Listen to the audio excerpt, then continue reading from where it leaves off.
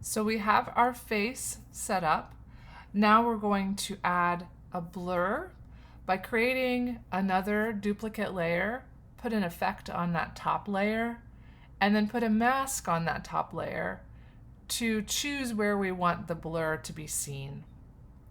This is the goal of this, is that we're learning how to duplicate layers and play with the interaction between the two layers. So I'm going to go over to my layers panel and make a duplicate by right-clicking on my layer and saying duplicate layer. On this top layer, I'm going to add a blur.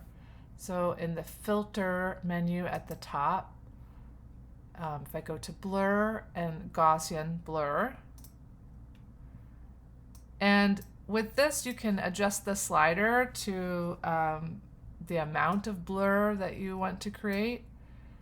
If you slide it to the left, it can become almost unrecognizable. I'm going to do something that, so that the background near the ear and the hair and the edge of the face become blurry, and I'm going to mask out the middle of the face to be more in focus and to reveal the bottom layer. So I'm going to stick with something like 3. You can use this blur to create a sort of a false depth of field, like we see in photography sometimes. Okay, so I will click OK. And if I toggle my top layer, you can see the difference, right? The blurry layer and the non-blurry layer. Now I'm going to add a mask onto this layer because I want to affect where that blur is seen. And I don't want it all over, I just want it at the edges of my image. So in the layers panel, I'm going to choose layer mask to add a quick mask onto that layer. And again, I want to make sure my mask thumbnail is selected because I'm drawing on the mask now. And remember, black conceals, white or transparent will reveal. And so we're going to go right back to that gradient that we applied before.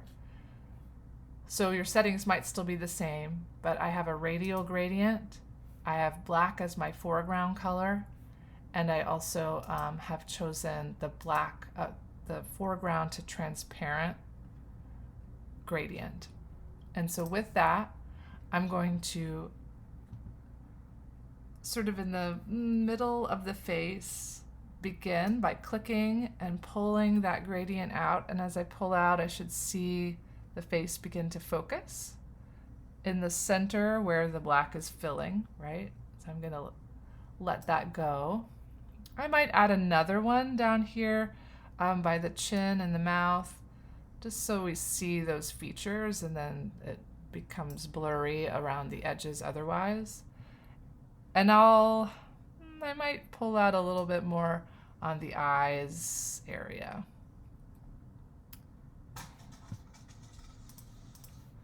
You can see the effect. So I've got somewhat focused view in the middle, and then it gets blurry at the ear, around the hair, and the neck, and toward the background, right? And for our final step, we are going to merge these two layers together as well.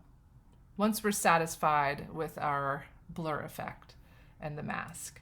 So I select one, I hold Command, and I select the other layer, and then I choose the More options and choose Merge Layers.